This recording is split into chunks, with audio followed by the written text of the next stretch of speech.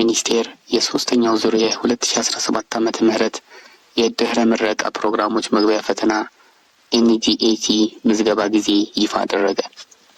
ሀገር አቀፍ የድህረ ምረቃ ፕሮግራሞች የመግቢያ ፈተና ኤንጂኤቲ አመልካቾች ምዝገባ የካቲት 27 እስከ መጋቢት 1 2017 ዓመተ ምህረት ማታ 12 ሰዓት ድረስ ብቻ ከስር በማስቀምጥላችሁ ሊንክ ምዝገባው እንደሚከናወን አሳውቀዋል።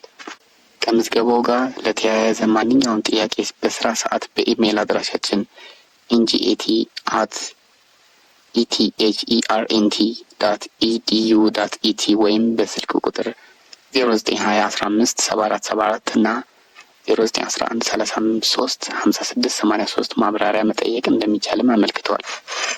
የመፈተኛ ዩዘር ኔም እና ፓስወርድ በመመዝገቢያው ፖርታል በኩል ይላካል ያለው ሚኒስቴሩ የመመዝገቢያ ክፍያ 750 ብር እንደሆነና በቴሌ ብር በኩል ብቻ እንደሚፈት ትምህርት ሚኒስቴር ፈተናውን የሚሰጥበት ቀን በቀጣይ እንደሚያሳውቅ አመልክቷል። ተፈታኞች በፈተና ወቅት የተሰጣቸውን ዩዘር ኔም እና ፓስወርድ እንዲሁም ማንነታቸውን የሚገልጽ መታወቂያ ይዘው መቅረብ ይጠበቅባቸዋል ብለዋል።